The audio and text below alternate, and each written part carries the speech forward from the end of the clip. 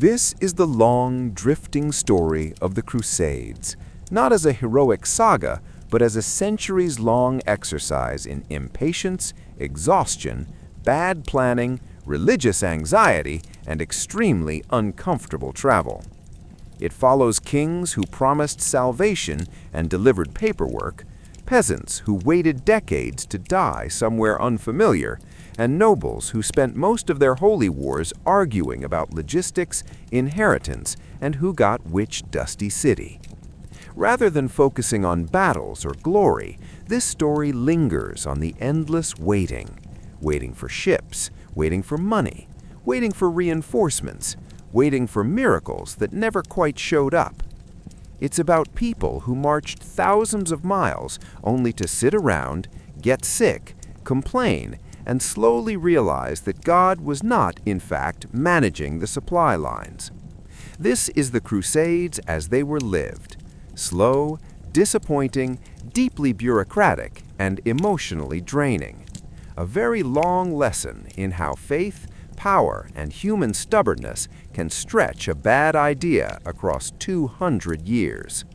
Now, let's begin. Chapter 1. The Crusades, or everyone waiting around for God to call back. Hey guys, tonight we begin with something very calm, very slow, and very deeply inconvenient for millions of medieval people. So dim the lights, put the phone face down, and let your thoughts drift somewhere comfortably vague, because we're going to spend a very long time talking about the Crusades. Not the exciting parts, not the shouting or charging or dramatic speeches, mostly the waiting, the planning, the paperwork, the misunderstandings, the promises that never quite showed up on time. This is a story about men who swore they were in a hurry, then spent years standing around docks, about kings who vowed to march east immediately, right after winter, harvest, plague season, another council, and a quick argument with the Pope.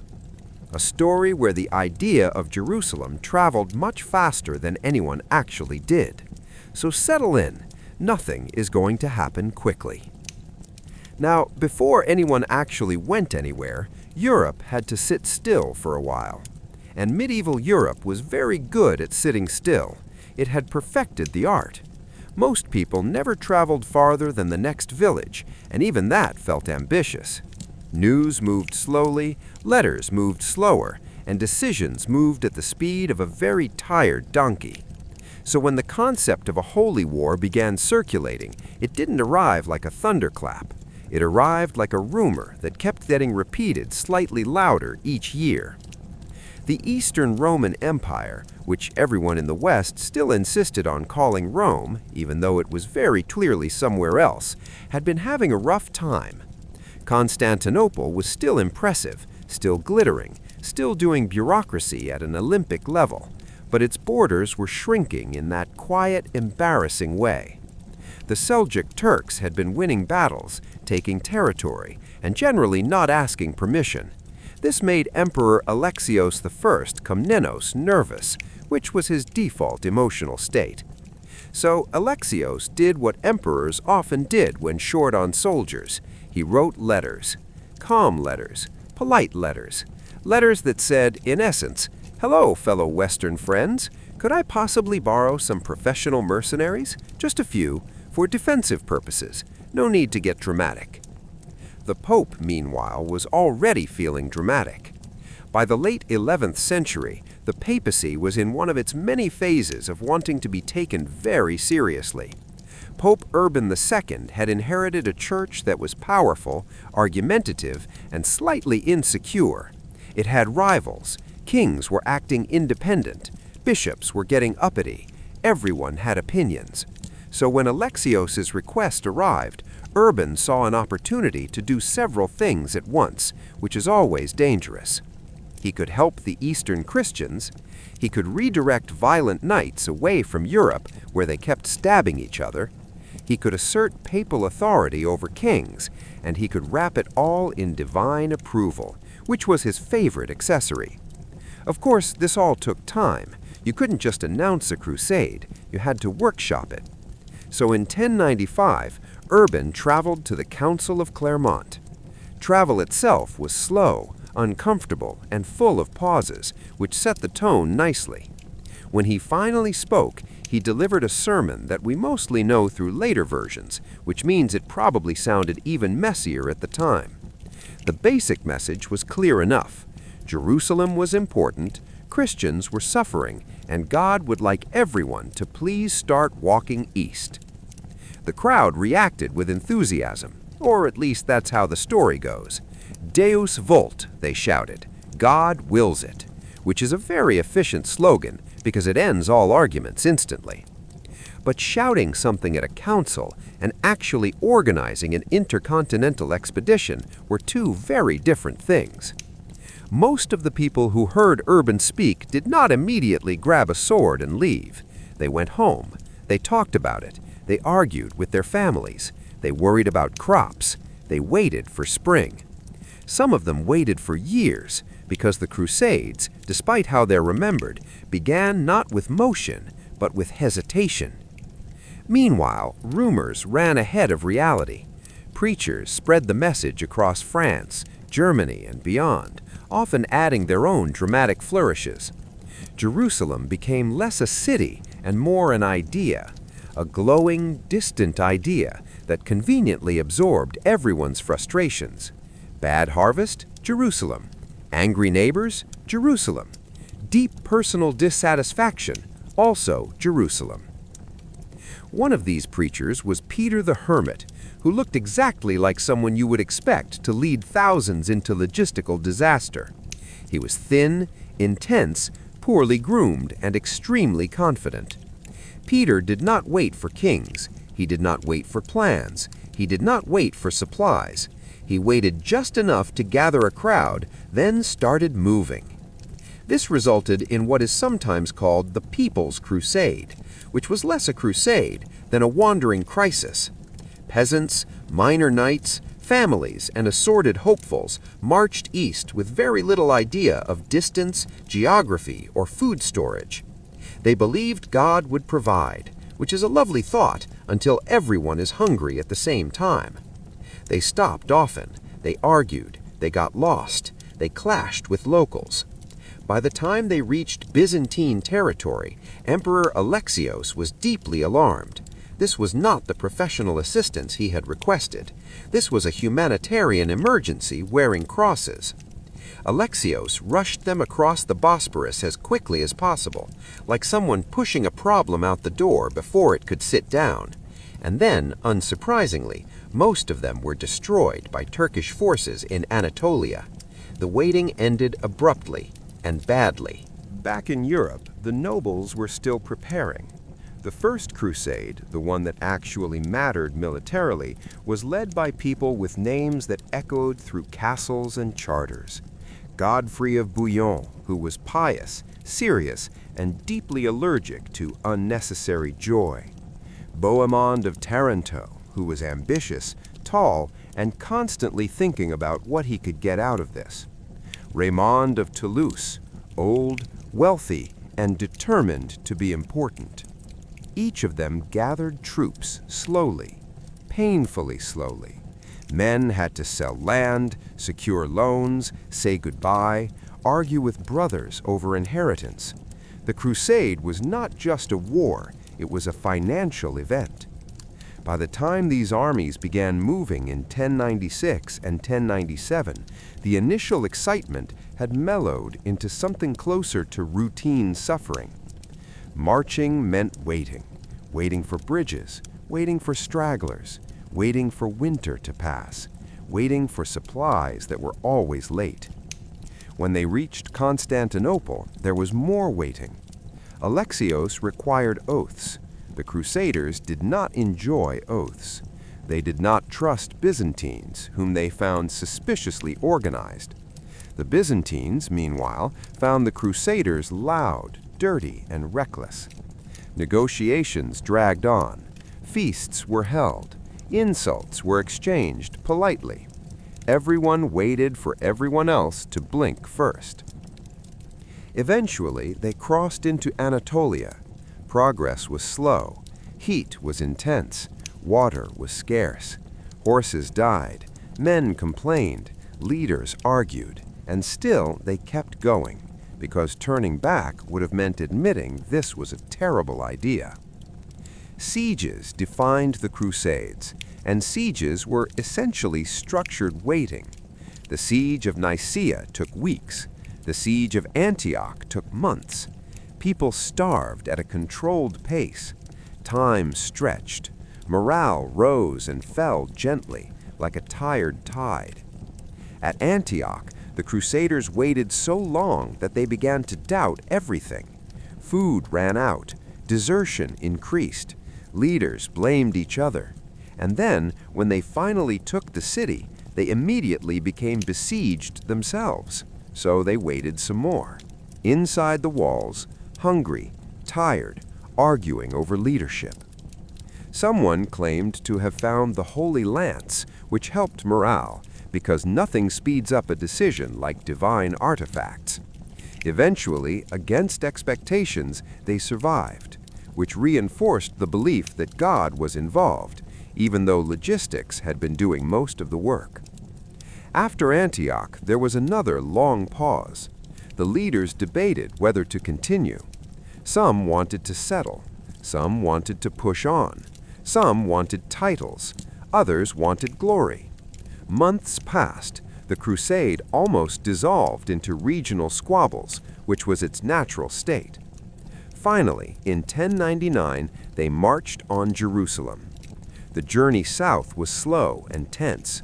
Cities were negotiated with. Supplies were bargained for. The Crusaders arrived outside Jerusalem exhausted, underprepared, and still convinced this would all work out somehow. The siege of Jerusalem lasted weeks, and while the eventual capture was violent, the time leading up to it was defined by thirst, heat, and endless anticipation. Men stared at walls, they prayed, they waited. When Jerusalem fell, it felt to those present like the end of the story. It was not. It was the beginning of a pattern.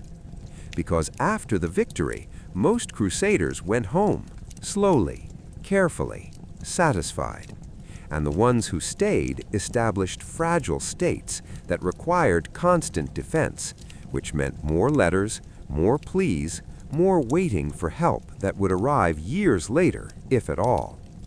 The idea of crusading settled into Europe like background noise, always there, always referenced, always delayed. Chapter 2, the Second Crusade, or the awkward pause after success.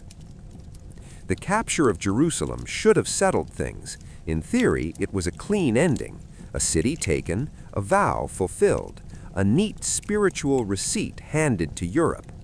Instead, it created a problem that required constant attention, like a houseplant that absolutely refused to survive on neglect alone. The new Crusader states, Jerusalem, Antioch, Edessa, Tripoli, were thin, nervous constructions. They were held together by optimism, inherited grudges, and a rotating cast of nobles who were never quite sure how long they planned to stay. Ruling them meant waiting for reinforcements that were always somewhere else. Letters went west asking for help. The West responded with prayers, promises, and very little urgency. Back home, crusading became something people admired from a distance. It sounded impressive. It looked good in family histories. But actually going again, that required timing, and timing was never right. Meanwhile, the Islamic world was not waiting. Local rulers adjusted, alliances shifted, leaders like Zengi began consolidating power, and in 1144, Edessa fell, quietly, efficiently, and with a deeply inconvenient sense of finality. This was bad news for the Crusader states, but worse news for Europe's sense of accomplishment. News traveled slowly, but disappointment traveled fast. By the time word reached Europe, the idea that the Holy Project was unraveling had already settled into an uncomfortable certainty. Something had to be done, eventually. Enter Bernard of Clairvaux. Bernard was a monk with a voice that carried authority and an expression that suggested permanent disappointment. He was deeply spiritual, intensely persuasive, and absolutely certain that he knew what God wanted, which made him the perfect person to explain why the loss of Edessa was everyone else's fault. He preached the Second Crusade with conviction. He promised divine favor. He reassured listeners that failure had been a misunderstanding, not a pattern. Crowds gathered. Enthusiasm stirred again, though now with a layer of caution. People remembered how long the first one had taken. Kings, this time, paid attention. Louis VII of France joined, motivated by guilt, piety, and a general sense that this seemed like the correct royal thing to do. Conrad III of Germany also agreed, after much deliberation and consultation, which mostly involved waiting to see if anyone else would go. Preparation took years, not months, years. Royal treasuries had to be managed, lords had to be persuaded, routes had to be argued over endlessly, and then there were the queens. Eleanor of Aquitaine joined Louis, bringing with her a reputation for independence, intelligence, and an unfortunate tendency to overshadow her husband. This would not improve morale. When the Second Crusade finally began moving in 1147, it did so with all the grace of a large committee finally agreeing on a meeting date. The German and French armies marched separately, which immediately introduced delays, misunderstandings, and the comforting assurance that no one was coordinating anything. The march through Anatolia was a disaster, again. The terrain was unforgiving. Supplies vanished. Turkish forces harassed the armies, not dramatically, but persistently. Men grew tired. Tempers flared. Conrad's army was effectively broken before it achieved anything meaningful. Louis fared little better, though he managed to keep going, mostly through stubbornness. By the time the surviving forces reached the Levant, enthusiasm had evaporated. The Crusader states greeted them with polite desperation. They needed help, but they had also learned not to expect miracles.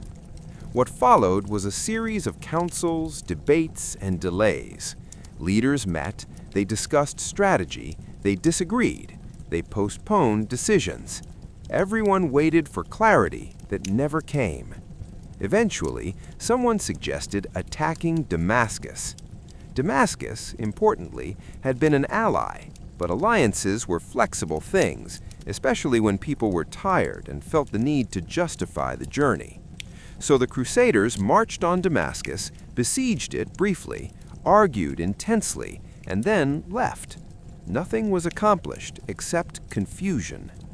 The Second Crusade ended not with a defeat, but with an awkward retreat. Kings went home quietly. Bernard of Clairvaux struggled to explain why God had apparently changed his mind. Excuses were made. Lessons were supposedly learned. And then, once again, Europe waited. The Crusader states endured in a state of constant anxiety. Rulers died young, successions were messy, territory shifted, and in the background, a new figure was rising with remarkable patience: Saladin. Saladin was calm where others were theatrical. He waited. He unified Egypt and Syria gradually, carefully. He watched the Crusader states argue among themselves, which saved him a great deal of effort. By the time he was ready, the balance had shifted. In 1187, Saladin defeated the Crusader army at the Battle of Hattin. It was decisive. Jerusalem fell soon after. The city that had taken so long to reach was lost again, this time with uncomfortable efficiency. Europe reacted as expected, slowly. The Third Crusade was announced with urgency and then delayed by reality. Leaders committed, then hesitated, then negotiated, then died. Frederick Barbarossa, the Holy Roman Emperor, set out confidently and then drowned in a river in 1190, which was not part of the plan. His army dissolved shortly after, because morale has limits. Richard the Lionheart of England joined, energetic, charismatic, and perpetually distracted. Philip II of France also joined, though mostly to keep an eye on Richard. Preparation, once again, took years. Fleets were assembled, money was raised, time passed. Richard spent a significant portion of the crusade not actually crusading. He stopped in Sicily, he argued, he negotiated marriages, he waited. When he finally reached the eastern Mediterranean, he focused on securing coastal cities rather than rushing Jerusalem, which made strategic sense but tested patience. Jerusalem remained just out of reach. Negotiations with Saladin went on endlessly. Letters were exchanged, gifts were sent. Everyone waited for a decisive moment that never arrived. Eventually, Richard agreed to a treaty. Pilgrims could access Jerusalem. The city remained under Muslim control. It was, in practical terms, a compromise. In emotional terms, it felt unfinished. Richard went home. On the way, he was captured and ransomed, which added another year to his story. Europe sighed collectively and returned to its routine. By now, crusading had become a familiar cycle. Disaster prompted vows, vows prompted delays, delays prompted diminished outcomes, and still the idea refused to die. Because the Crusades were no longer just wars, they were habits, rituals, a way for Europe to process frustration through distance. Chapter 3. The Third Crusade fades out, and the Fourth Crusade forgets the assignment. By the end of the Third Crusade, everyone involved had developed a very specific skill set. They could swear holy vows convincingly, they could raise taxes for distant goals, they could talk at great length about Jerusalem without actually going there. This made the transition into the next phase of crusading feel oddly seamless. Jerusalem remained out of reach. Pilgrims could visit, which sounded like progress if you didn't think about it too hard. The Crusader states clung to the coastline, narrow and anxious, waiting for help that arrived in installments. Saladin died in 1193, reportedly leaving behind very little money, which was a graceful ending to a disciplined life. His empire, however, did what empires do. It fragmented slowly, politely, and just enough to keep everyone hopeful. Hope, unfortunately, is very good at prolonging bad ideas. In Rome, new popes inherited the problem of crusading like an old piece of furniture no one wanted to throw away. It was heavy, symbolic, and took up too much space. Pope Innocent III, however, he was convinced he could make it work.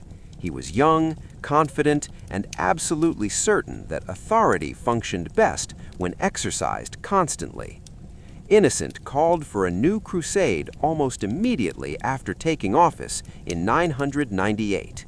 This time, it would be better organized, more disciplined, less embarrassing, at least in theory. Recruitment took time, always time. Nobles hesitated, kings were busy, funds were scarce. Eventually, a group of mostly French nobles committed. Not kings, not emperors, just enough to make things complicated. They needed ships. This led them to Venice. Venice was efficient, wealthy, and deeply uninterested in spiritual urgency. It was, however, very interested in contracts.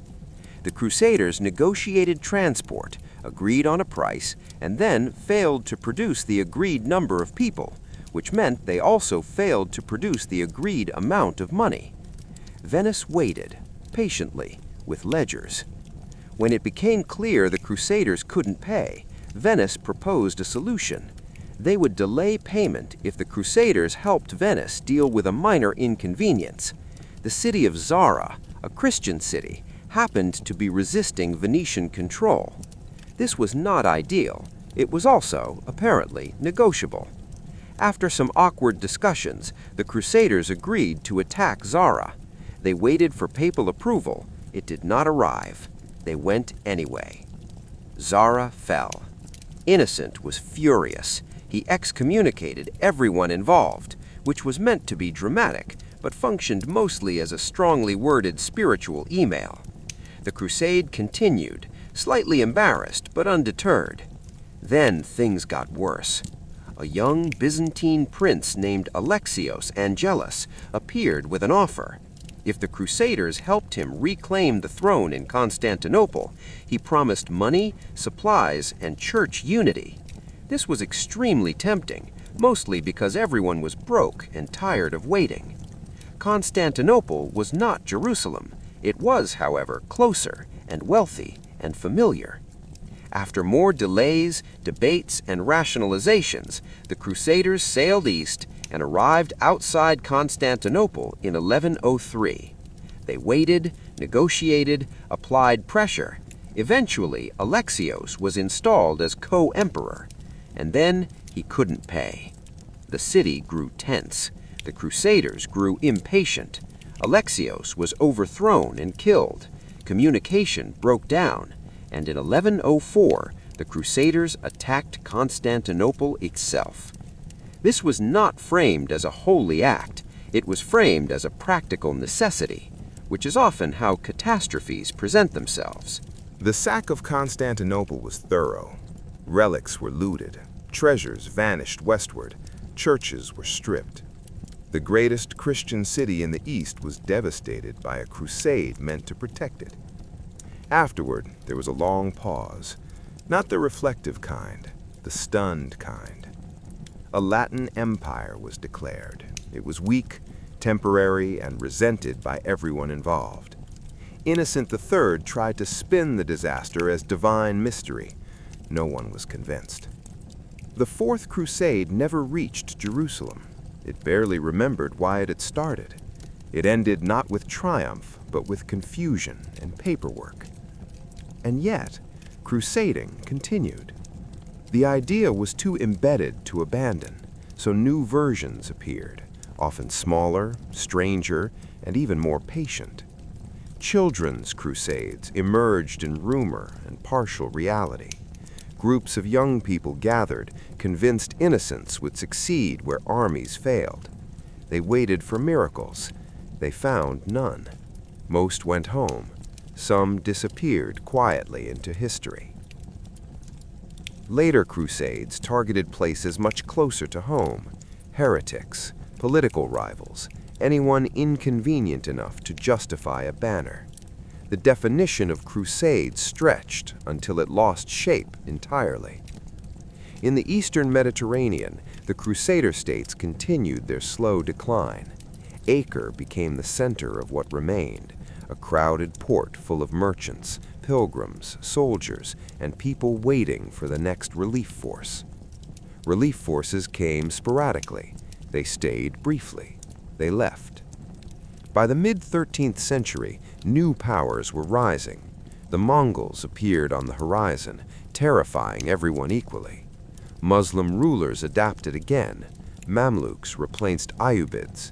Leadership hardened. Europe, meanwhile, still talked. Councils met. Plans were announced. Tithes were levied, and then postponed. Crusading was now bureaucratic, a recurring item on the agenda, something to be addressed after harvest, after disputes, after succession issues. In 1291, Acre fell. It was the last major Crusader stronghold in the Holy Land. The fall was decisive, but oddly quiet in its aftermath. No immediate massive response followed. The moment passed into history with less noise than expected. The dream lingered, though.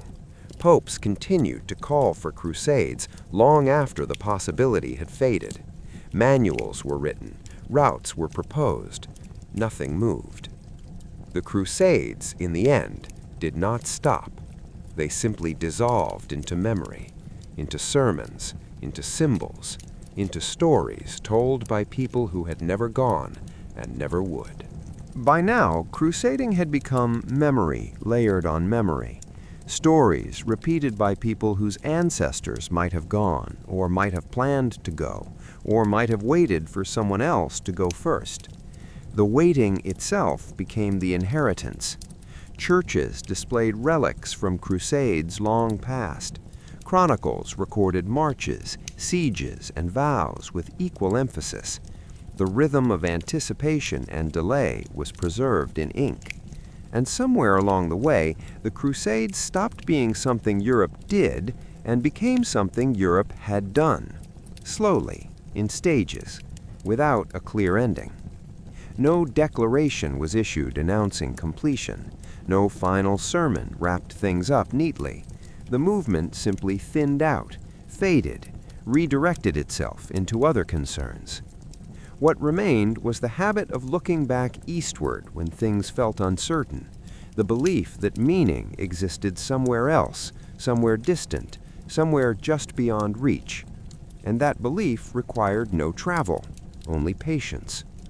So as this long story stretches onward, beyond banners and battles, beyond ports and promises, it becomes less about marching and more about remembering, about telling and retelling a narrative shaped by delay.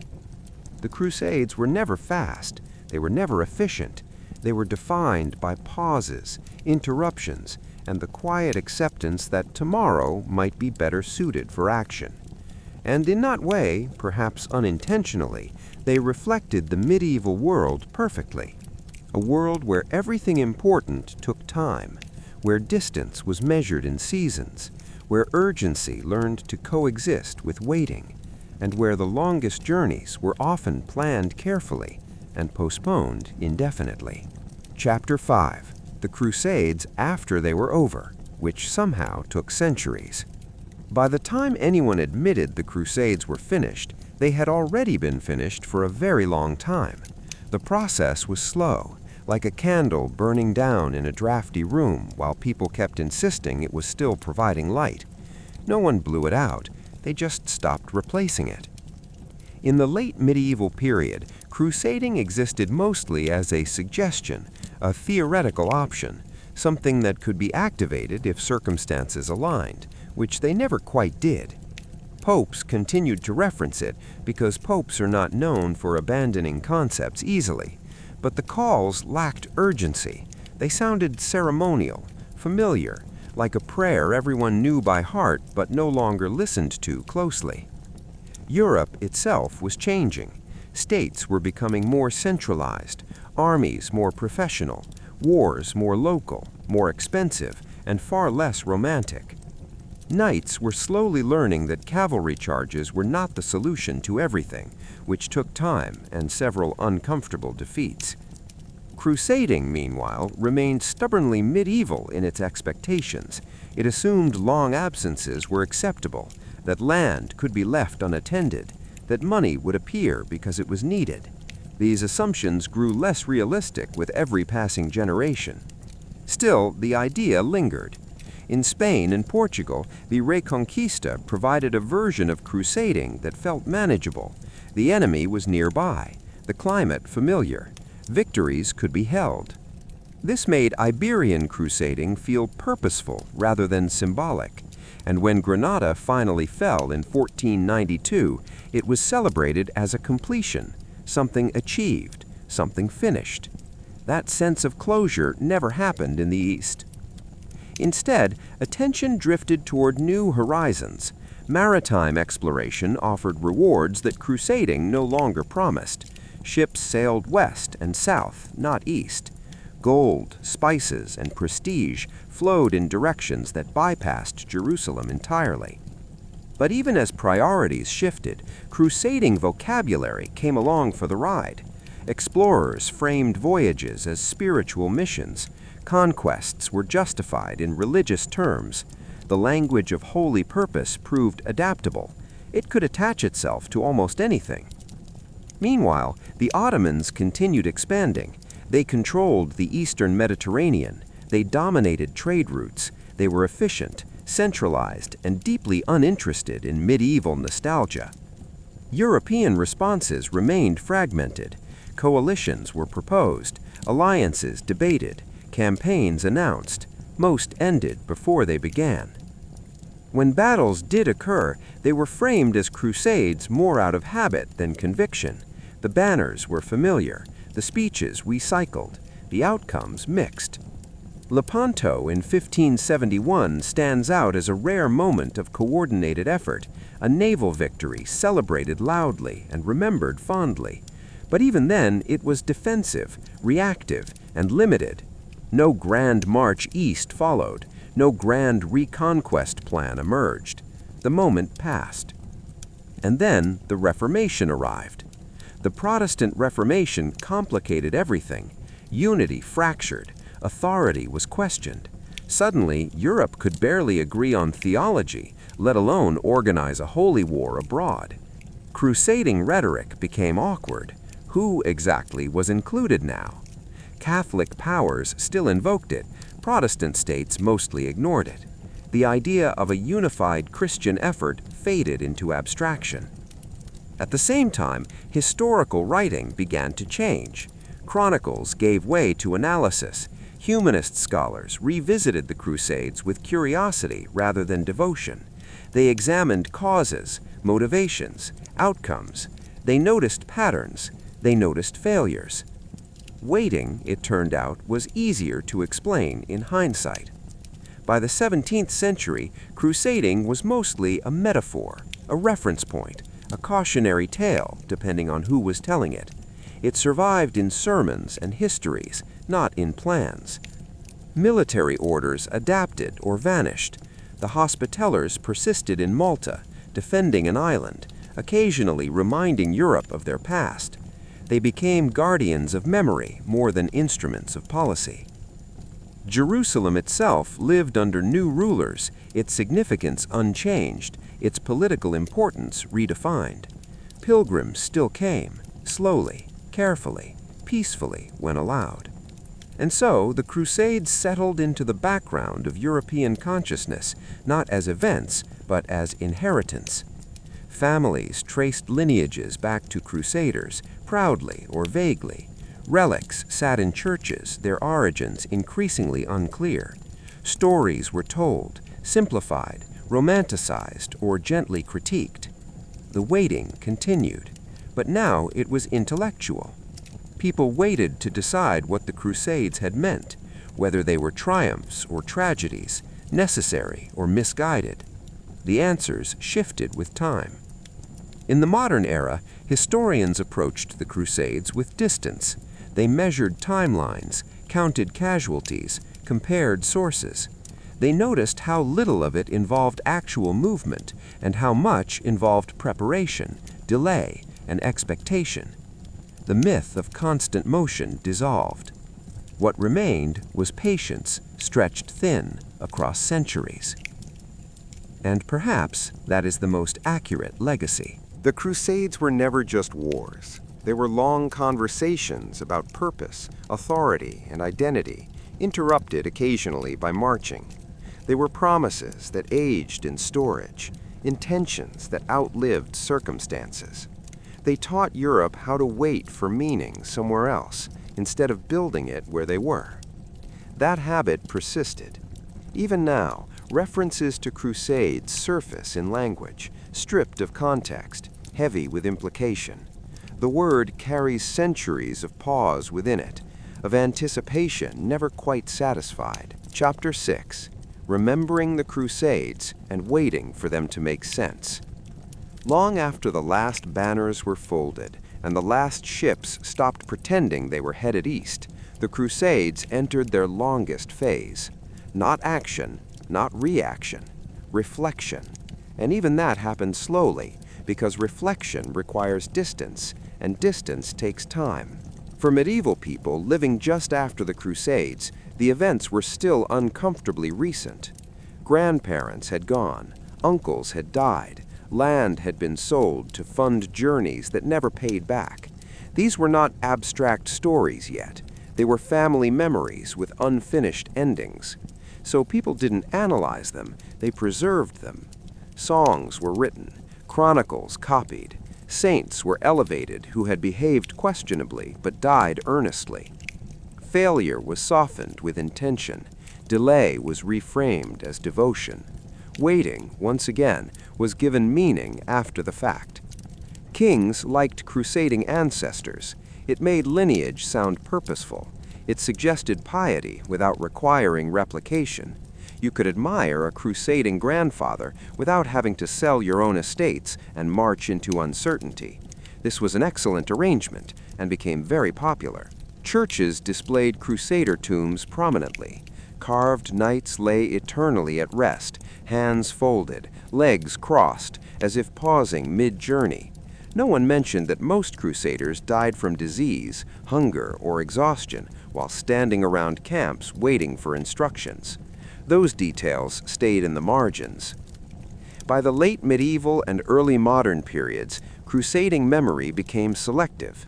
Victories were emphasized, disasters were shortened, entire expeditions disappeared into footnotes.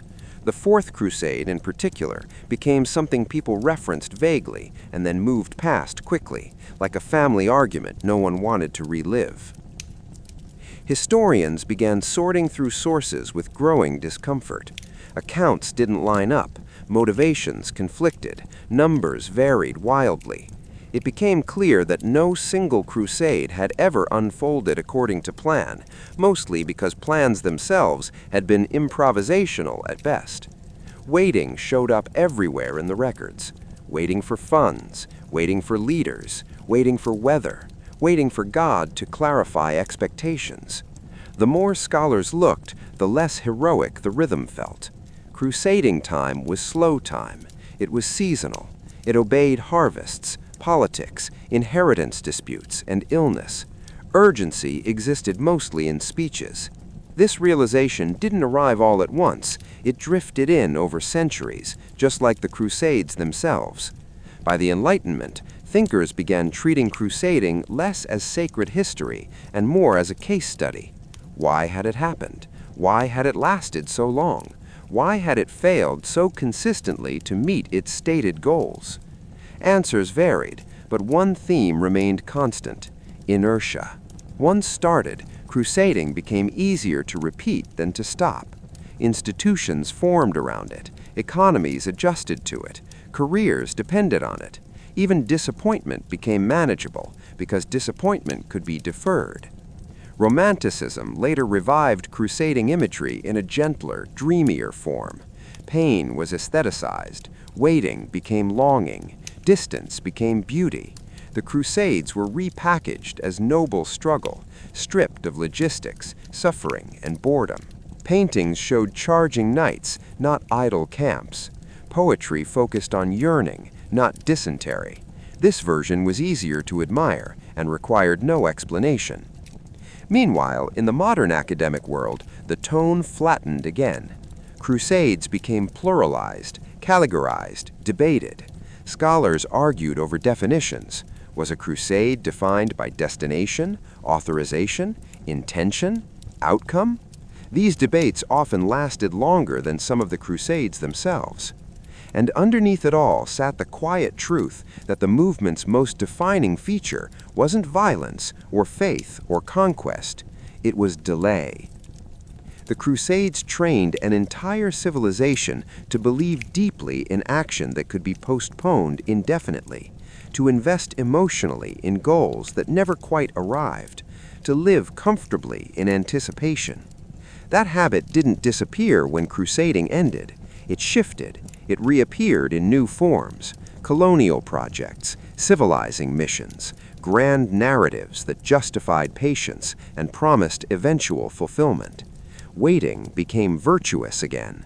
In popular culture, the Crusades now exist as background, a familiar word, a historical blur, referenced casually, often inaccurately, still powerful, but detached from its original tempo.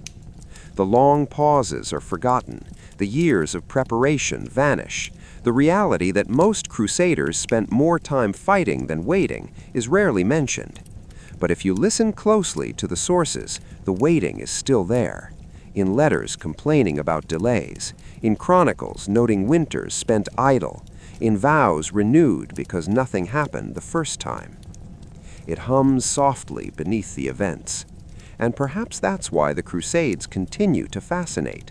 Not because of what they achieved, but because of what they reveal about how people endure uncertainty, how they commit to ideas that move slower than life itself. The medieval world didn't rush, it endured, it expected delay, it accepted that meaning might arrive late, or not at all. The Crusades fit perfectly into that mindset. They were never meant to be efficient. They were meant to be ongoing, a process rather than a project, a direction rather than a destination. Jerusalem mattered, yes, but perhaps it mattered most as something always just out of reach, something to organize around, something to wait for. Chapter 7, The Crusades as a Habit of Mind and the Art of Never Quite Letting Go. By the time the Crusades had fully settled into the past, they had already begun doing something more durable than marching. They had become a way of thinking, a posture, a familiar stance toward problems that felt too large, too distant, or too complicated to solve directly. When medieval people thought about the world beyond their borders, they thought in crusading terms, even when no crusade was happening. There was always an idea of elsewhere, somewhere meaningful, somewhere symbolic, somewhere that explained why things at home felt unresolved. The Crusades trained that instinct gently and thoroughly. You can see it in the way later generations spoke of loss. Jerusalem was not just a city that had been taken and retaken. It became a placeholder for disappointment, a sacred absence, something that should have been recovered eventually under the right circumstances, which never quite arrived. So people waited, not actively, not with bags packed, but with a quiet assumption that history was unfinished, that something had been paused rather than concluded. Medieval culture was very comfortable with incompleteness. Cathedrals took centuries, dynasties faded slowly. The Crusades fit neatly into this worldview. In chronicles written long after the last expedition, the Crusades often appear as background context rather than central events. Authors assumed readers already knew the shape of the story. They referenced it casually, like weather, something that had happened and might happen again if conditions changed.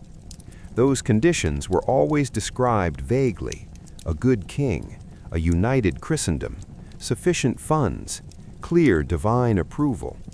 None of these ever aligned at the same time, which was strangely reassuring. It meant no one had failed personally. History itself simply wasn't ready yet. This mindset extended into politics. Rulers learned that invoking crusading language created patience among their subjects. Sacrifice made sense if framed as preparation. Taxes felt tolerable if attached to distant purpose. Delay could be justified as prudence. Waiting became strategic. Even when wars were fought for very local reasons, the echo of crusading gave them scale.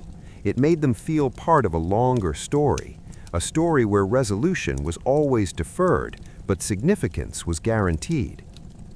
Education reinforced this. Young nobles learned about crusading heroes not as planners or administrators, but as figures defined by intent. The act of going mattered more than the outcome. Dying on the way still counted. Turning back, less so, but that detail could be smoothed over with enough piety. The waiting periods were rarely emphasized. Childhood lessons did not dwell on months of disease-ridden camps or endless councils arguing over supply routes. Those were adult details, tedious details. They belonged to reality, not legacy. Reality, however, remembered. Letters survived that spoke openly of boredom, of frustration, of feeling forgotten. Crusaders wrote home complaining that nothing was happening, that leadership was indecisive, that promised reinforcements had not arrived. These voices rarely made it into heroic retellings. They were too honest, too slow. As printing expanded in the early modern period, crusading histories reached wider audiences. These accounts varied wildly, some glorified, some criticized, Some attempted balance and achieved something like fatigue instead. Readers encountered the Crusades as long narratives filled with starts and stops. Even stripped of religious urgency, the pacing remained unmistakable. Everything took longer than expected. Plans unraveled gently. Momentum faded without dramatic collapse. It became clear that waiting wasn't incidental, it was structural. The Crusades depended on waiting. Without delay, the illusion might have broken sooner. Time allowed people to forget initial doubts, to reinterpret setbacks, to renew vows after enthusiasm cooled. Waiting kept the idea alive. And because the idea lasted so long, it influenced how later Europeans understood time itself. Large projects were expected to outlive individuals.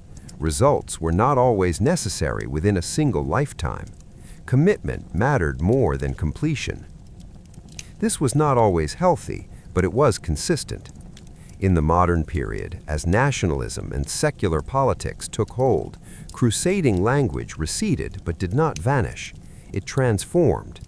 The notion of a grand cause requiring patience, sacrifice, and eventual payoff remained attractive. You can trace this lineage subtly, not as direct inheritance, but as habit. The Crusades taught Europe how to live with unfinished ambitions. They taught leaders how to promise future action without immediate delivery. They taught populations how to endure extended anticipation. They taught institutions how to function despite perpetual postponement. In that sense, the Crusades were extremely successful. They didn't achieve their stated goal, but they reshaped expectations. They normalized delay. They made waiting feel purposeful. Even today, when people speak about history's long arcs, about struggles that will take generations, about goals that may never be reached but must be pursued, they echo crusading logic without realizing it. The belief that meaning justifies patience, that intent outweighs outcome, that starting matters more than finishing. This is not unique to medieval Europe, but the Crusades refined it. And so, when modern historians strip away ideology and rhetoric, what remains is not a series of wars, but a prolonged cultural exercise in suspended resolution. The Crusades didn't fail quickly. They didn't succeed decisively. They lingered. They lingered in memory. They lingered in language. They lingered in expectations.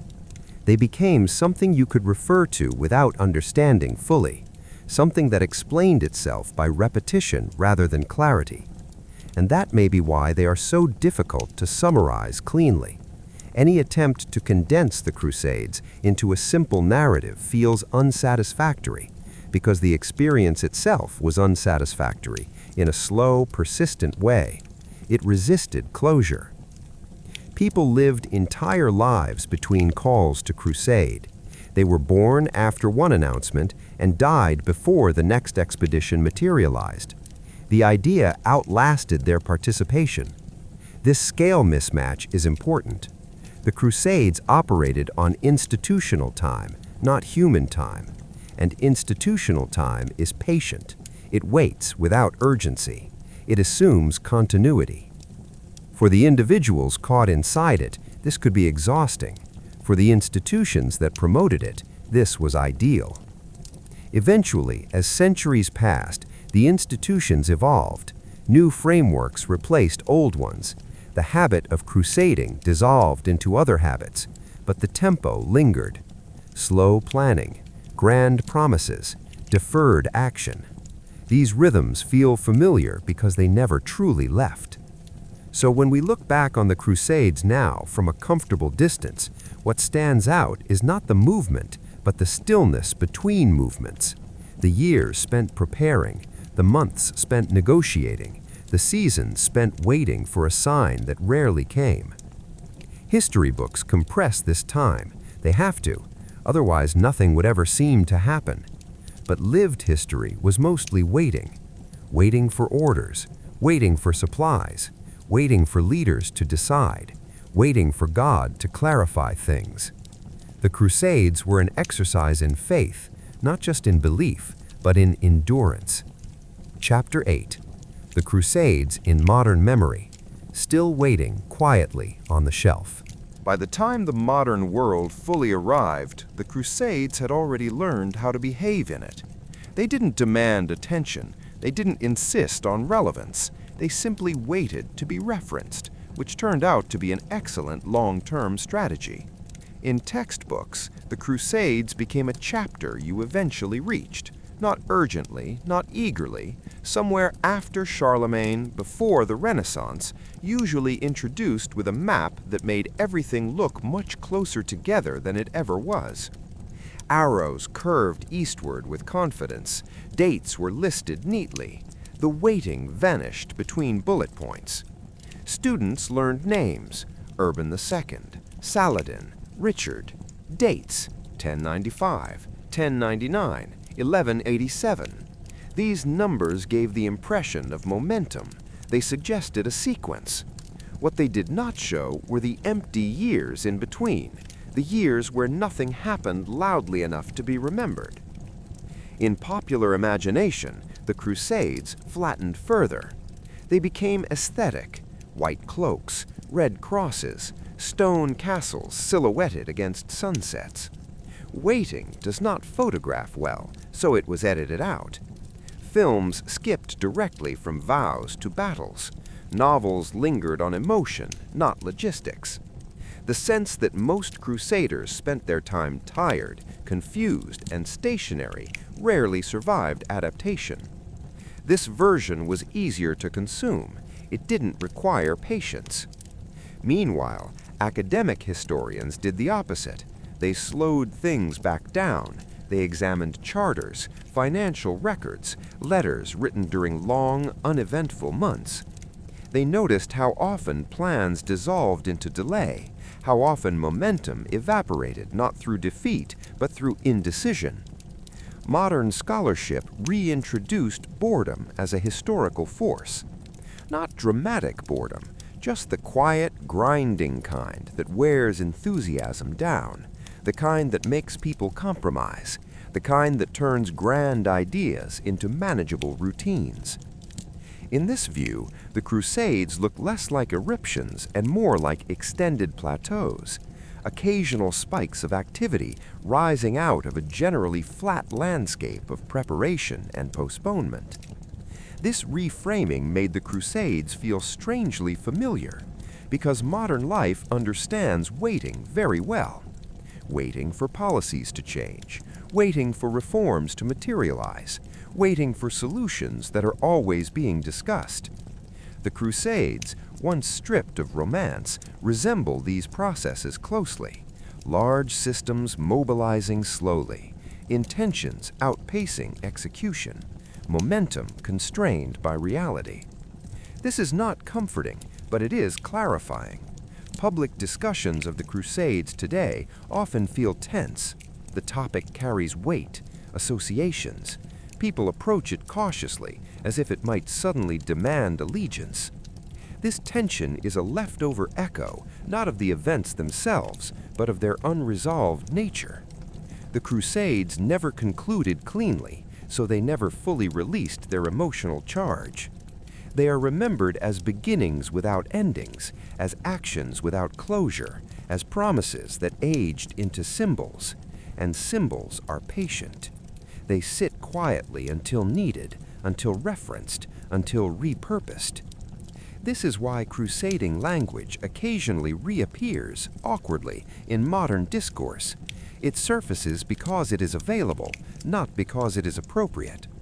The word still carries centuries of deferred intention. People sense its gravity without fully understanding its origin. It waits to be misunderstood. Museums attempt to contain the Crusades in glass cases, swords, coins, manuscripts. These objects feel solid, final. They suggest completion, but the labels beside them often betray uncertainty. Scholars hedge, context expands, interpretation multiplies.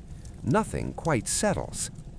Even tourism reflects this ambiguity. Visitors walk the walls of Jerusalem, Acre, Constantinople. They stand where sieges once stalled, where armies camped and waited, where negotiations dragged on until seasons changed. These places feel heavy, not because of constant action, but because of accumulated pause.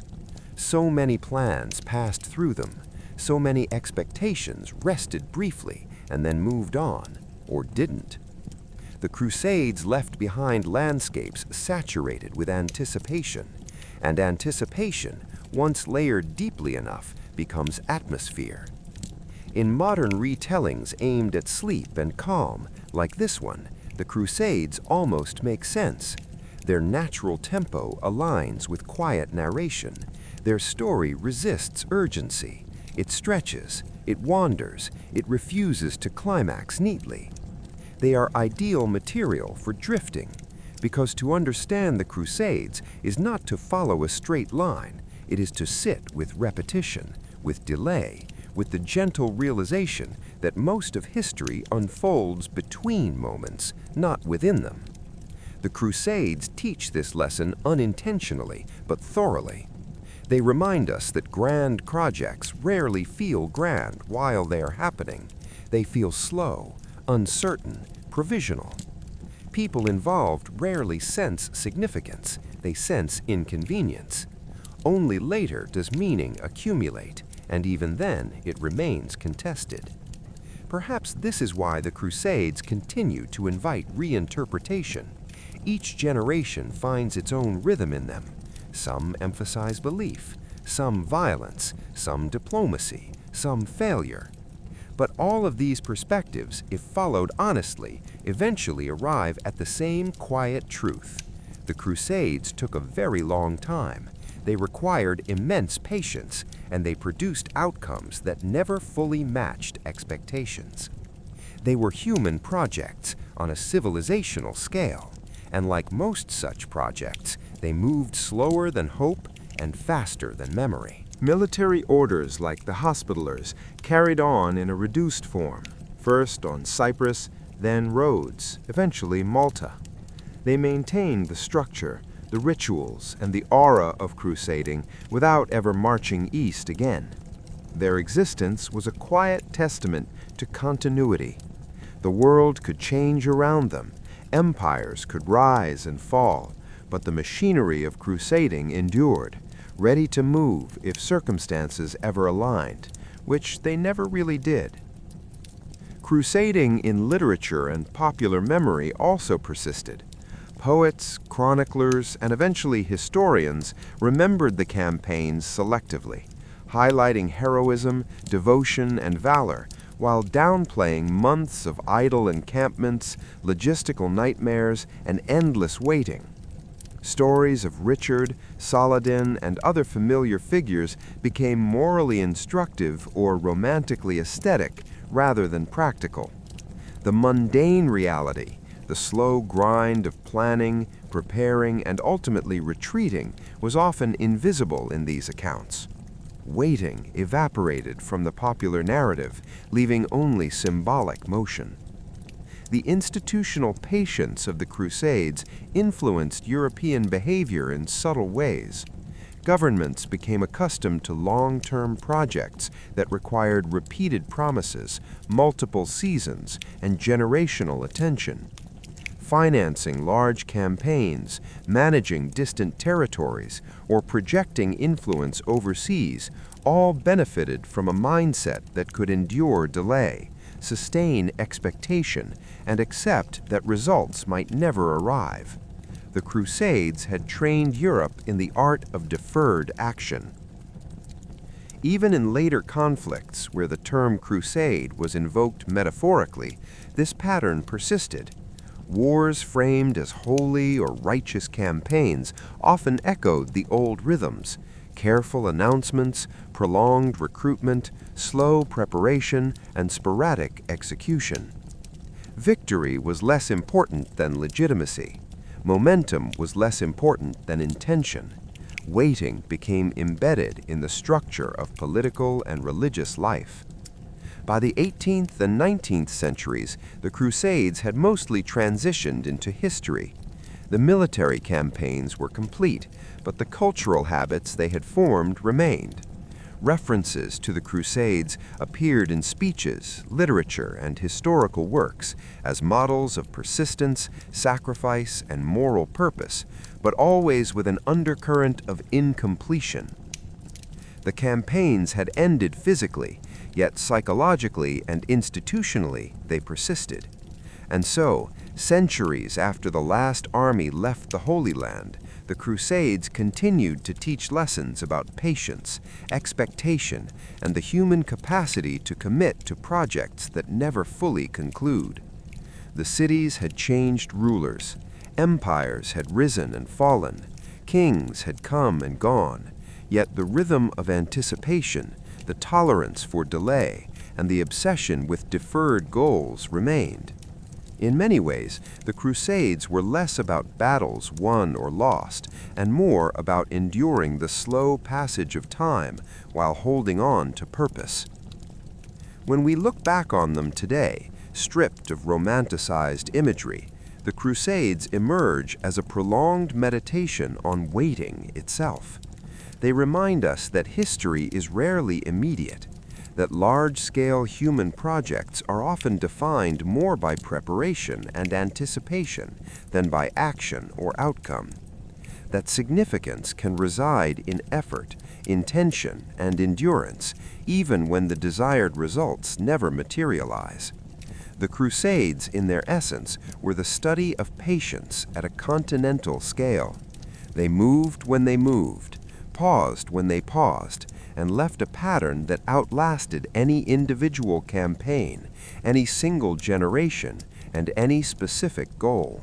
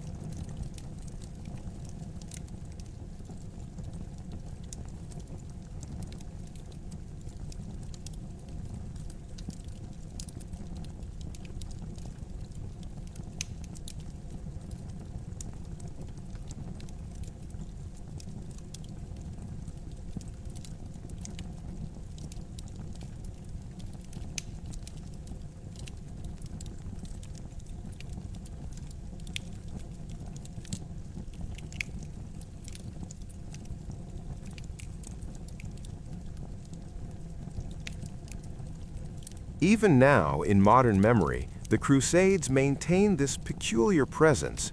They are referenced in conversation, popular media, and scholarship. They are simplified or dramatized. They are romanticized or critiqued.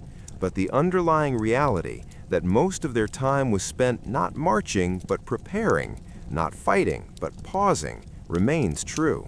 Their most lasting legacy is not the battles or the gains, but the demonstration of endurance, anticipation, and the patient, almost ritualized postponement of action. The Crusades ended as human projects often do, gradually, quietly, and with more waiting than movement. They did not finish neatly. They left behind ruins, chronicles, habits, and stories. They left behind a sense that grand projects require patience beyond what most participants can sustain. And they left a lesson that history itself often teaches slowly, that intention, preparation, and endurance can outlast the acts they were meant to support. Chapter 11: Lingering Lessons and the Quiet Heartbeat of Crusading. By the time the early modern era had fully taken shape, the Crusades existed primarily as memory and metaphor. Their campaigns had ended. Jerusalem, Acre, and the rest of the Levant were firmly beyond European control. Armies had marched, sieges had stalled, fleets had sailed, and years, decades even, centuries had passed in preparation and waiting. And yet the Crusades persisted, not as action, not as strategy, but as a habit of thought, a quiet rhythm embedded in European culture. The language of crusading continued to shape ideals of duty, devotion, and perseverance. Monarchs invoked it when justifying wars or claiming legitimacy. Clergy referenced it in sermons as a moral model. Writers and poets adapted it into metaphor, framing personal or political struggles as crusading enterprises of the spirit. Even when no actual army moved, the term carried weight. Its authority relied not on completion, but on its promise and the patience it demanded. Their most lasting legacy is not the battles or the gains, but the demonstration of endurance, anticipation, and the patient, almost ritualized postponement of action. The Crusades continued to pattern European thought. Even when no actual army moved, the term carried weight. Its authority relied not on completion, but on its promise and the patience it demanded. Yet beneath both scholarly analysis and popular representation, the true legacy remains. The Crusades trained an entire civilization to tolerate delay, sustain expectation, and invest effort over extraordinarily long spans of time. Their participants, their organizers, and their chroniclers lived in a world defined by anticipation. They waited for armies, for divine signals, for political resolution, and they learned to regard waiting as purposeful. Even now, when we reflect on the Crusades, the longest journeys they illustrate are not across deserts or seas, but across years and decades of deferred action. They teach us that history is often quieter than we imagine, unfolding in the space between dramatic events, that preparation, anticipation, and endurance can outlast battles, campaigns, and even entire generations, that human ambition frequently relies more on patience than immediate success. The Crusades end not with a triumphant declaration or a neat resolution, but with understanding that effort without immediate outcome can still shape institutions, culture, and memory, that waiting can be productive, that persistence, even in the absence of action, carries meaning. Chapter 12. The long shadow of the Crusades, stretching beyond time. Even centuries after the last soldiers packed their armor and the final banners were folded, the Crusades cast a subtle, pervasive shadow over European thought and culture. They were no longer events you could attend or battles you could watch. They were memory, habit, and expectation, the invisible currents beneath centuries of planning, conflict, and reflection. The Crusades had trained Europe in endurance. They had shown that grand projects require patience beyond human lifetimes. Kings, popes, and knights had learned to sustain campaigns over months, years even, decades. Armies waited for supplies, fleets waited for favorable winds, and entire populations waited for decisions that rarely arrived promptly. The act of waiting, once considered a secondary feature of the campaigns, became central to their legacy. In literature, chronicles, and later printed histories, the Crusades were often condensed into tidy narratives of valor, devotion, and morality. The months of encampments, logistical negotiations, and delayed action disappeared. Waiting became invisible, leaving a streamlined version that seemed decisive and purposeful. Yet for those who lived through it, waiting defined more of the experience than any battle ever did. Military orders preserved this rhythm as well. The Hospitallers, for instance, carried the organizational structure, rituals, and readiness of crusading to islands like Cyprus, Rhodes, and Malta. They never returned to the Holy Land, but the practice of preparation, vigilance, and strategic patience endured.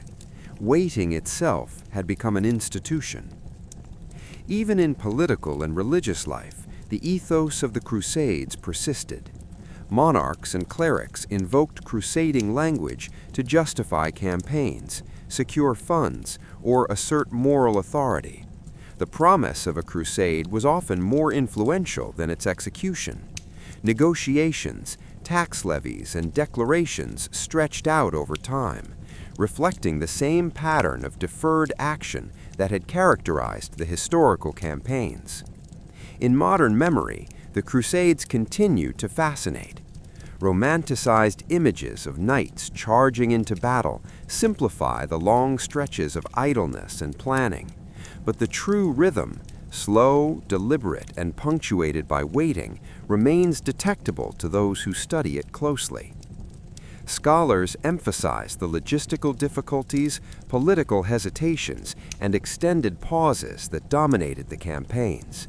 The Crusades become a study not just in warfare, but in patience, endurance, and the capacity to maintain purpose across generations. The longest journeys of the Crusades were not across seas or deserts, but across time. Participants waited for orders, for reinforcements, for divine approval, and for conditions that rarely aligned. The campaigns unfolded unevenly, with bursts of action separated by months or years of preparation, indecision, and reflection.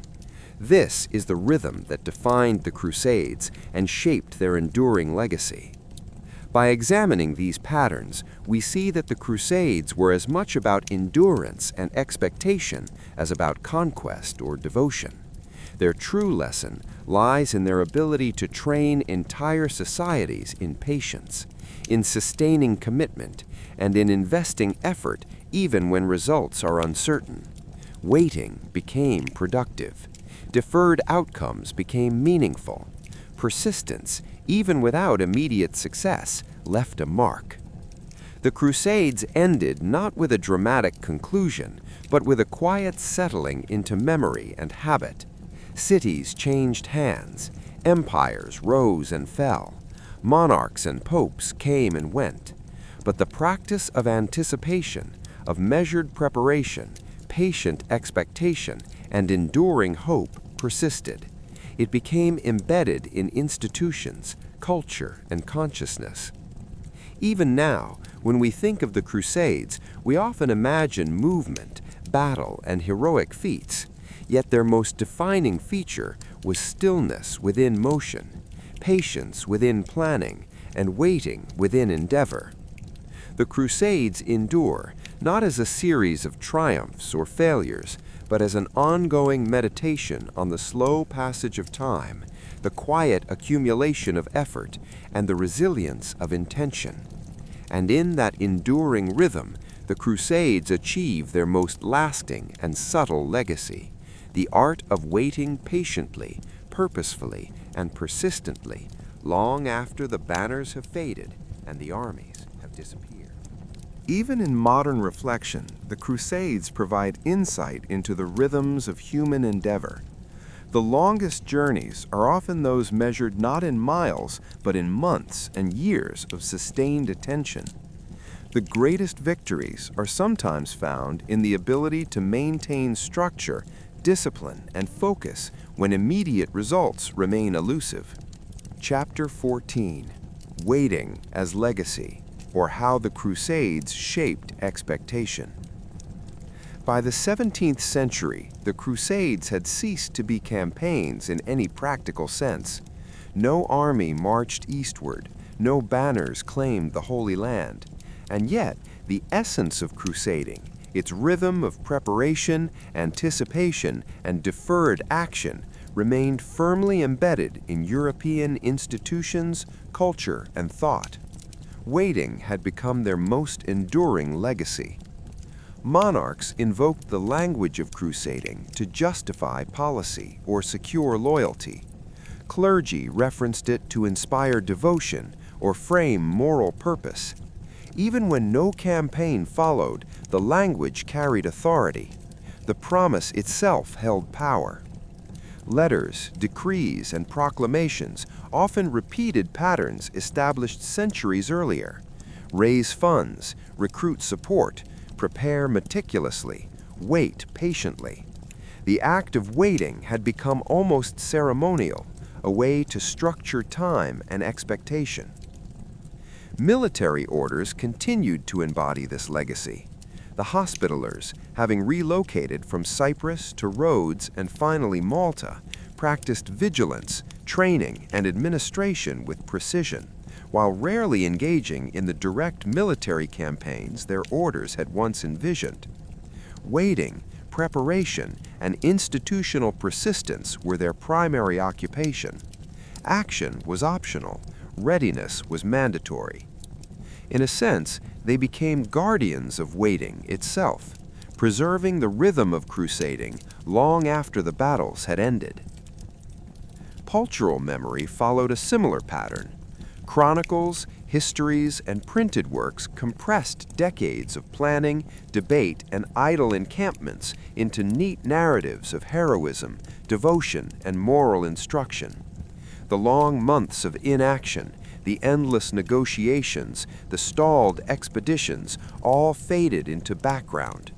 Popular memory glorified movement and achievement, smoothing over the tedium. Waiting became invisible, though it had defined the lived experience of almost every participant.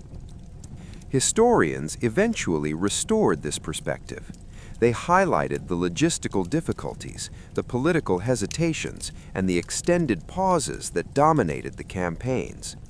They emphasized that most of the Crusades' duration consisted of preparation and indecision rather than marching or fighting.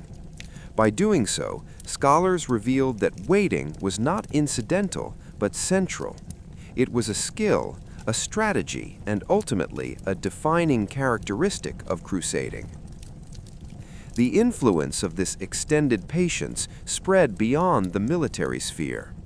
European rulers and institutions learned to plan projects over decades, manage resources carefully, and maintain commitment through uncertainty. Financial planning, diplomacy, and governance all absorbed the lessons of crusading delay. Large-scale undertakings, from wars to colonization to infrastructure, followed the same slow, deliberate tempo. Waiting became an accepted, even expected component of human endeavor. Even in literature and art, the Crusades' rhythms persisted. Romanticized portrayals highlighted heroism and daring, but underlying every narrative was an implicit understanding of the slow unfolding of events. Preparations took months, campaigns were delayed, and outcomes were uncertain. In this subtle way, the art and storytelling of Europe carried forward the legacy of patience, endurance, and deferred expectation that the Crusades had perfected. Ultimately, the Crusades' most lasting impact may not be territorial or military. It lies in their demonstration of how human societies can sustain ambition over long periods, maintain structures of effort without immediate results, and assign meaning to prolonged expectation. They trained generations to tolerate uncertainty, invest in long-term projects, and value intention alongside outcome. Chapter 15. The Crusades as Enduring Habit, or How Waiting Became Tradition. By the 18th century, the Crusades had long ceased to be active campaigns. Jerusalem, Acre, and the Levant were no longer within European control. The armies, the fleets, the banners, all were gone. And yet, the essence of crusading persisted in a subtler form, as a rhythm, a habit, a pattern of expectation and preparation that outlasted any individual campaign or generation. Waiting had become their most enduring legacy. Monarchs invoked the language of crusading to justify policy, or levy funds, or inspire devotion. Even when no campaign followed, the rhetoric itself carried authority. Promises and proclamations maintained influence simply because they echoed centuries of precedent. The act of preparation, The careful orchestration of resources and the anticipation of action became as meaningful as the action itself. Waiting was no longer a symptom of delay, it was the defining practice. Military orders preserved this approach with remarkable consistency. The Hospitallers, operating from Cyprus, Rhodes, and Malta, never returned to the Holy Land, but their organization, discipline, and training embodied the enduring cadence of crusading. Readiness became ritualized. Vigilance replaced direct action. Waiting was transformed into purpose. In their quiet persistence, these institutions demonstrated that the pattern of crusading could survive even when the campaigns themselves had ended. Cultural memory reinforced this rhythm. Histories, chronicles, and later printed accounts emphasized heroism, moral devotion, and narrative clarity, often at the expense of the long periods of inaction, stalled negotiations, and logistical delays. Popular memory edited out waiting, creating a streamlined story of decisive action. Yet anyone who examined the sources closely could see that delay, indecision, and preparation were as integral to the campaigns as battle did. Waiting defined the campaigns as much as battle. Historians gradually restored this perspective, highlighting the importance of patience and institutional endurance. The Crusades were less about swift conquest and more about sustaining effort across generations, navigating uncertainty, and maintaining commitment despite deferred outcomes. The capacity to wait, they argued, was not a flaw, but a central feature. It structured behavior, informed decisions, and left a durable imprint on European political and military culture. This ethos extended beyond military life. Governments, courts, and civic institutions absorbed the rhythms of delayed action. Large-scale projects, wars, colonization, infrastructure, diplomacy, required preparation, negotiation, and long-term commitment. Waiting became normative, even virtuous. The Crusades had trained Europe to operate on temporal scales that exceeded the lifespans of individuals, reinforcing the idea that purpose could persist across generations. Even literature and art reflected this legacy. Romanticized depictions highlighted heroic figures and dramatic moments, but the underlying cadence, the sense that preparation, planning, and waiting were essential, remained embedded. The Crusades' long pauses and periods of anticipation became part of the cultural imagination, even as specific historical details faded. Ultimately, the Crusades' most enduring impact lies not in the cities they captured, the battles they fought, or the treaties they signed, but in the mindset they cultivated. They demonstrated that human societies could sustain purpose across time, invest in long-term projects, and find significance in effort even when results were delayed or uncertain. Waiting was transformed from frustration into practice, from passivity into strategy. Chapter 17. The Crusades as Enduring Rhythm, or the Habit of Patience. By the early 20th century, the Crusades had long ceased to be active campaigns. No soldiers marched eastward. No fleets set sail for distant shores. Jerusalem, Acre, and all the former Crusader strongholds were under new rulers, centuries removed from European control. Yet the essence of crusading, the long stretches of preparation, anticipation, and deliberate waiting, remained embedded in European institutions, culture, and imagination. Waiting had become the Crusades' most enduring feature. Rulers and clergy continued to invoke the language of crusading, often in symbolic or moral terms rather than as a call to arms. Declarations, exhortations, and promises exercised influence precisely because of the precedent set centuries earlier. The act of waiting itself had become meaningful, a way to structure effort, assert purpose, and maintain authority. Anticipation was a tool as potent as action had once been. Military orders carried forward this tradition. The Hospitallers, by now firmly established on Malta, maintained discipline, training, and administrative vigilance. Though the Holy Land was out of reach, their operations continued in the rhythm of preparation and readiness. Waiting was ritualized, patience operationalized.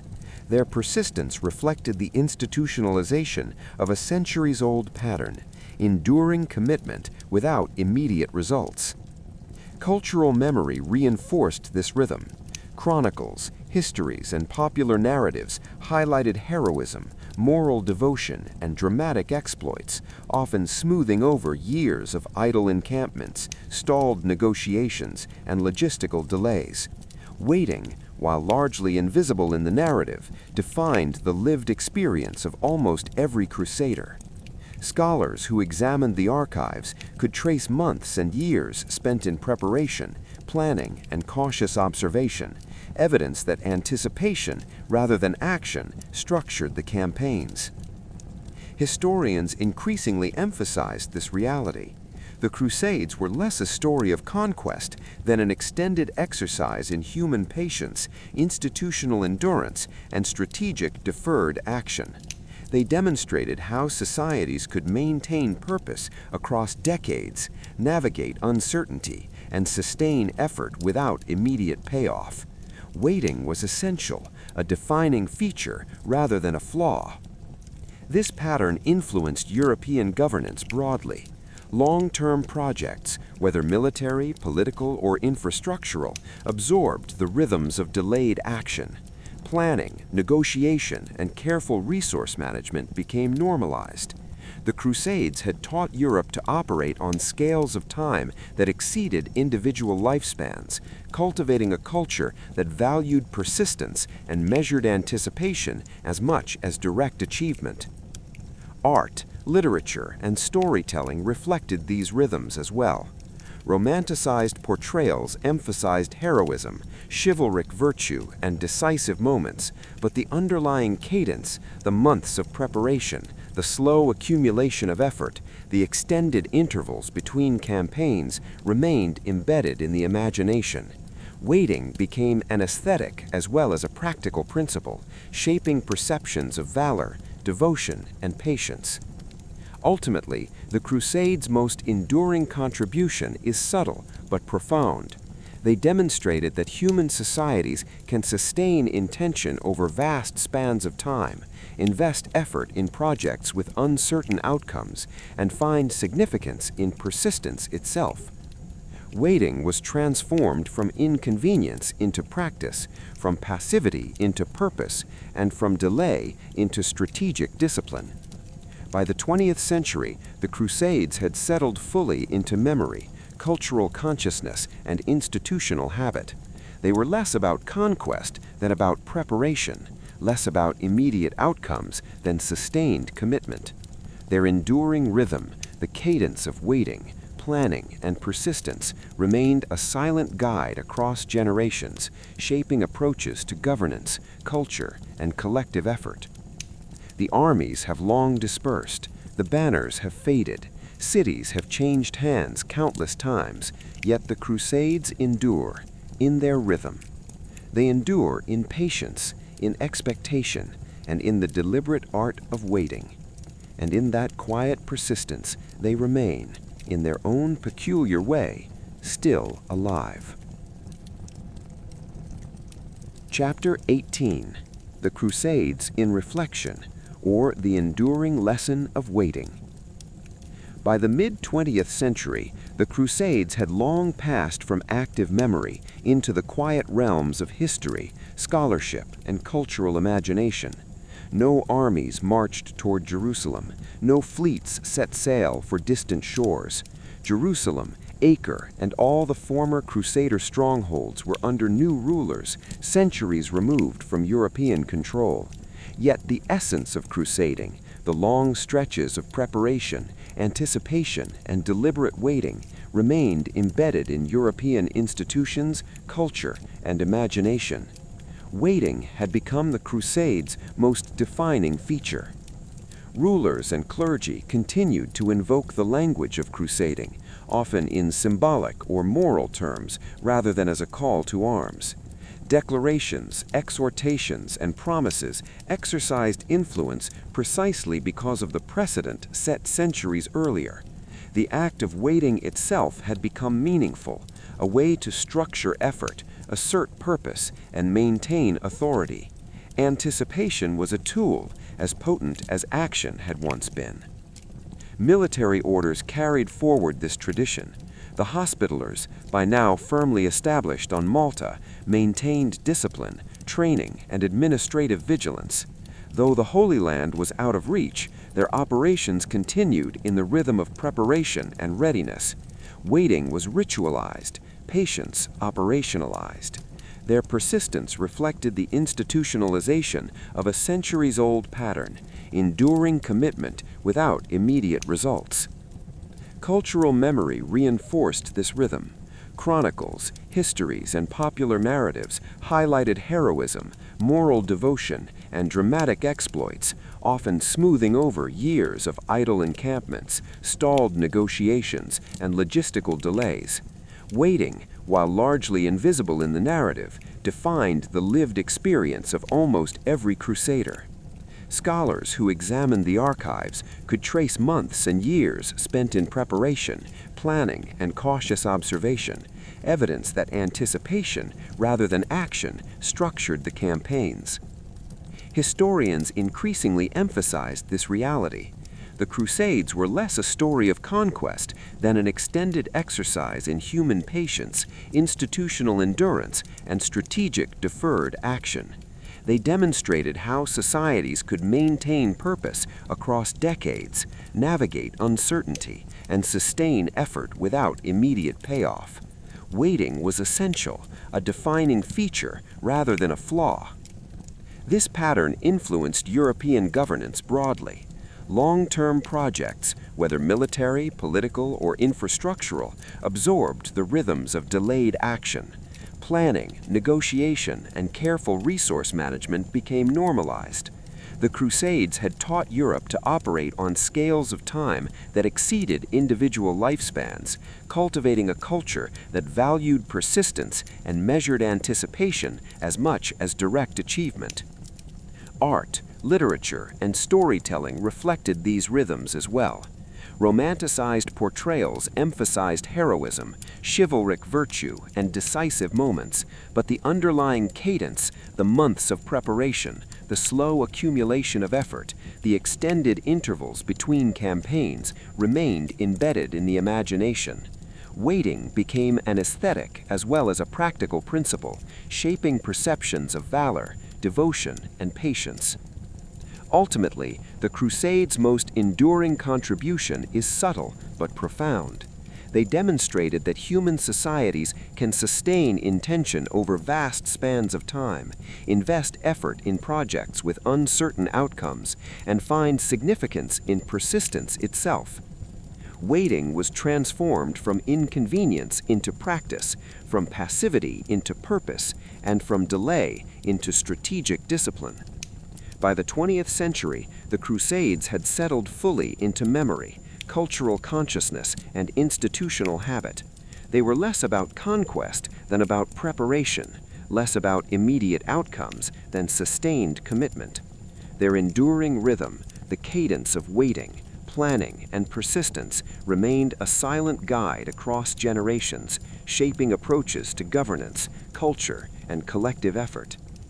The armies have long dispersed, the banners have faded, cities have changed hands countless times, yet the Crusades endure in their rhythm. They endure in patience, in expectation, and in the deliberate art of waiting. And in that quiet persistence, they remain, in their own peculiar way, still alive. Chapter 18. The Crusades in Reflection, or the Enduring Lesson of Waiting. Historians emphasized that the Crusades were less a story of conquest than a demonstration of sustained effort, patient organization, and strategic endurance. They revealed how societies could maintain purpose over decades, navigate uncertainty, and invest effort in long-term projects without immediate results. Waiting was not incidental, it was central. The campaigns succeeded or failed in the imagination, in record-keeping, and in institutional memory as much as on the battlefield. This ethos shaped broader European culture. Governance, diplomacy, infrastructure, and military planning all absorbed the principles of deferred action and measured preparation. Projects spanning years, sometimes decades, reflected the Crusades' rhythm. Waiting became a normalized practice, patience a virtue, and persistence a strategic principle. The Crusades trained Europe to endure the slow passage of time as a necessary component of ambition. Even art and literature preserved the cadence. Romanticized depictions highlighted heroism, chivalric virtue, and dramatic exploits, but the underlying rhythm, the months of preparation, the anticipation, the careful orchestration of campaigns remained present, shaping perceptions of courage and devotion. Waiting became an aesthetic principle as well as a practical one. Ultimately, the Crusades' most enduring lesson is subtle but profound. They demonstrate that history often unfolds not in moments of action, but in intervals of preparation and anticipation. They reveal the value of sustained intention, the significance of persistence, and the quiet power of deferred effort. Waiting, far from being a flaw, emerges as a central measure of accomplishment. By the 20th century, the Crusades had fully settled into memory, habit, and institutional practice. They were less about conquest than about readiness, less about immediate results than about long-term persistence. Their rhythm, the cadence of waiting, preparation, and sustained attention, remained a quiet guide for governance, culture, and human endeavor. The armies are gone. The banners have faded. Cities have changed hands countless times. Yet the Crusades endure in patience, in expectation, and in the deliberate art of waiting. And in that persistent rhythm, they remain, quietly and inevitably, still alive. The rhetoric of crusading continued to resonate. Monarchs, clergy, and writers invoked crusades as moral and symbolic authority long after the campaigns themselves had ended. Declarations, exhortations, and pledges held influence even when unfulfilled, because the precedent of long-term preparation had been established. Anticipation became a tool, intention a form of power, and waiting an integral practice. Military orders preserved the pattern. The Hospitallers on Malta maintained discipline, training, and administrative control even when active campaigns became impossible. Readiness replaced conquest. Patience replaced action. Waiting became ritualized, institutionalized. The persistence of centuries-long preparation proved that endurance could outlast immediate achievement. Cultural memory, meanwhile, emphasized heroism, moral devotion, and dramatic exploits. The long months of encampment, negotiations, and stalled campaigns disappeared from popular narratives. Waiting became invisible in storytelling, though it had shaped the lives of nearly every participant.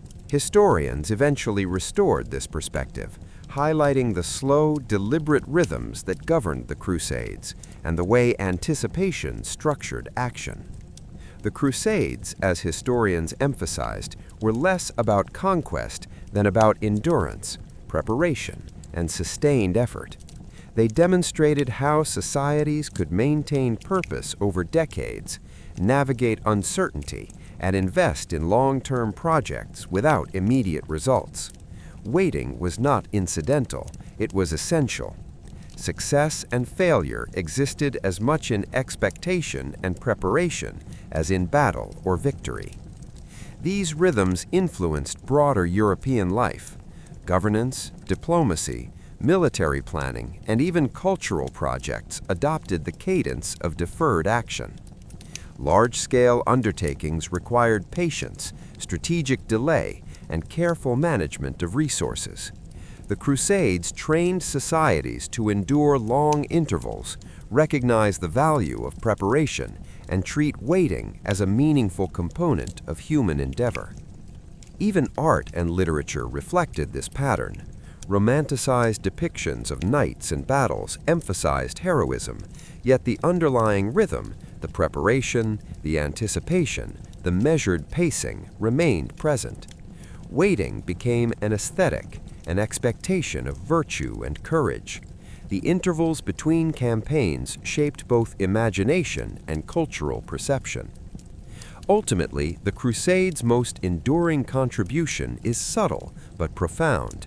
They reveal that history is often defined not by immediate action, but by patience, persistence, and sustained application of intention over time. Waiting, far from being incidental, emerges as a skill and a strategy. Deferred action becomes a measure of commitment. Persistence becomes an achievement in itself. By the late 20th century, the Crusades had settled into memory, culture, and institutional rhythm. Less about conquest, more about preparation. Less about immediate outcomes, more about enduring purpose. Their rhythm, the cadence of anticipation, planning, and sustained effort, remained a quiet guide for human endeavor, governance, and cultural reflection. The armies are gone. The banners have faded. The cities have changed hands countless times. Yet the Crusades endure in patience, expectation, and deliberate waiting. And in that persistent rhythm, they remain, quietly alive, a testament to the slow unfolding of history itself. Chapter 21. The Crusades and the Subtle Power of Endurance. As we continue into the 21st century, the Crusades exist almost entirely as memory, narrative, and cultural lesson. The armies no longer march. The fleets no longer sail the Mediterranean. Jerusalem, Acre, and the other Crusader cities remain far beyond European control. Yet, in an unexpected way, the Crusades persist, not as battles, not as campaigns, but as rhythm, habit, and the subtle lesson of patient endurance. Waiting had become their most enduring hallmark. Even without campaigns, the language of crusading retained influence. Monarchs, clergy, and scholars invoked it to justify authority, moral purpose, or strategic projects. Declarations and exhortations exercised power because they followed centuries of precedent in deferred action. The act of waiting itself carried authority. Preparation and anticipation were meaningful. Deferred effort became a measure of commitment. Military orders continued to preserve this tradition. The Hospitallers, firmly established on Malta, maintained discipline, training, and administrative control, even when active campaigns became impossible. Readiness replaced conquest. Vigilance replaced direct action. Waiting became ritualized, institutionalized.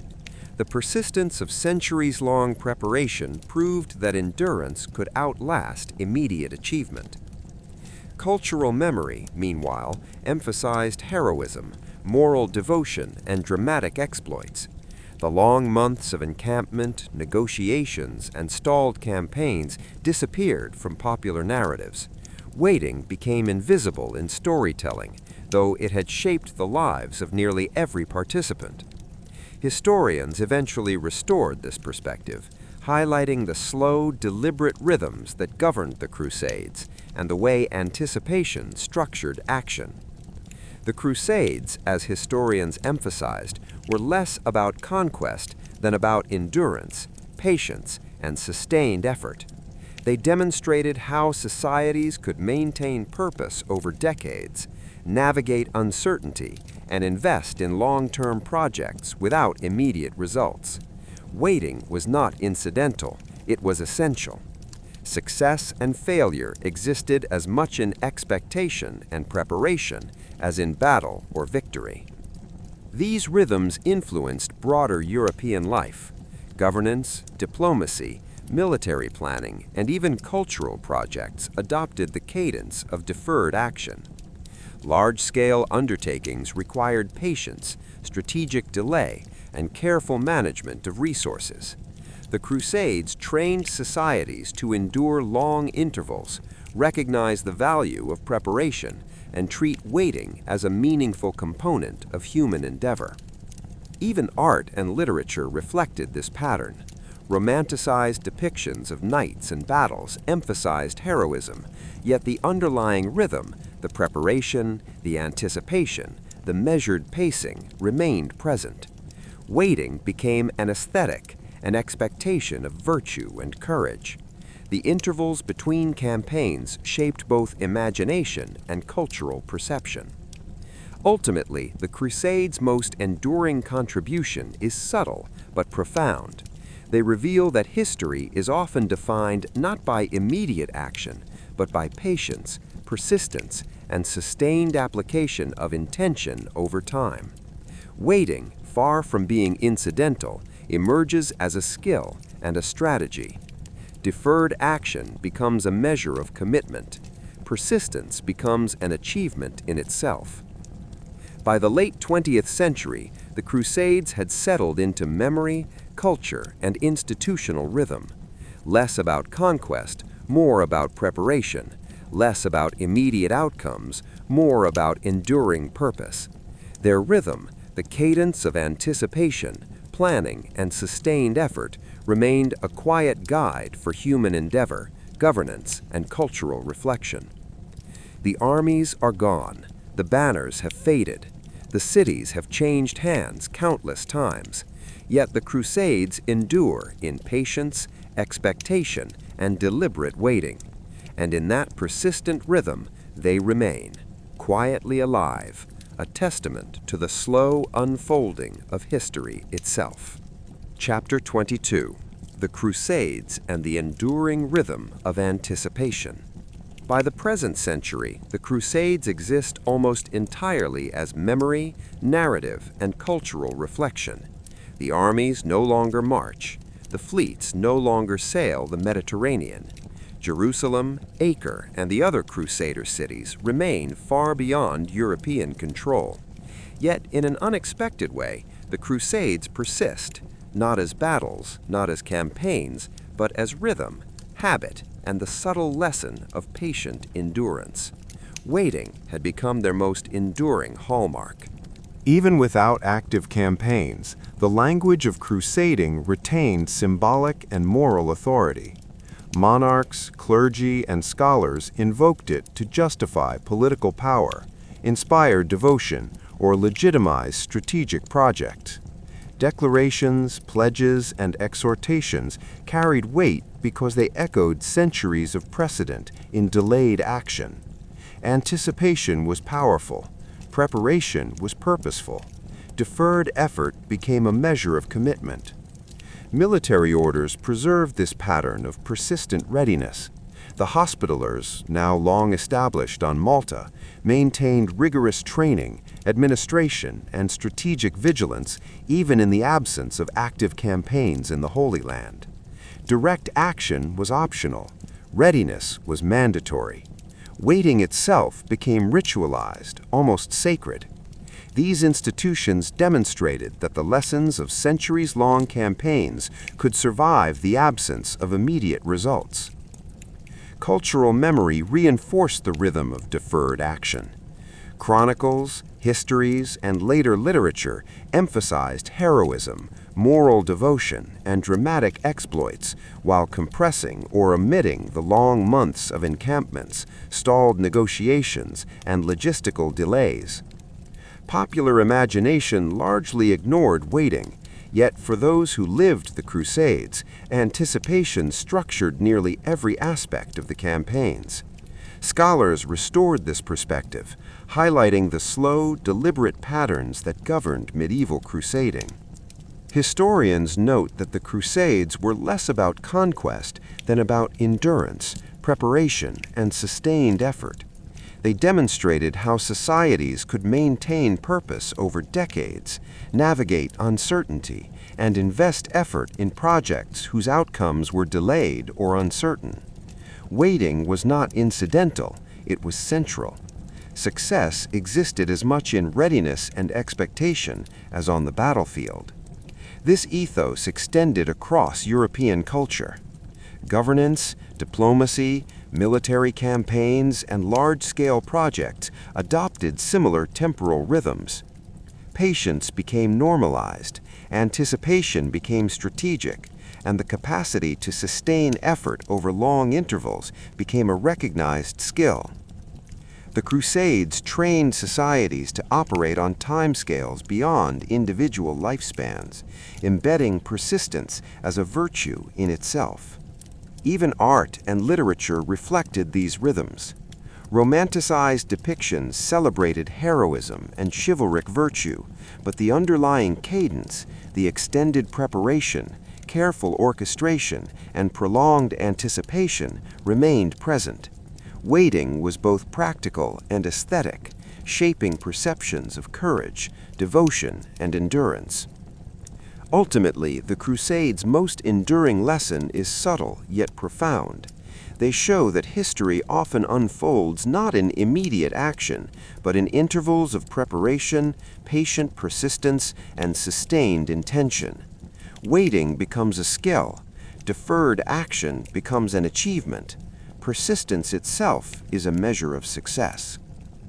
By the present century, the Crusades had fully settled into memory, culture, and institutional habit. They are less about conquest than preparation, less about immediate outcomes than enduring purpose. Their rhythm, the cadence of anticipation, planning, and sustained effort, remains a quiet guide for understanding human endeavor, governance, and the passage of time. The armies have vanished, the banners have faded, cities have changed hands countless times, yet the Crusades endure in patience, in expectation, and in the deliberate art of waiting. In that persistent, quiet rhythm, they remain alive. A meditation on endurance, the slow unfolding of history, and the subtle, enduring power of anticipation.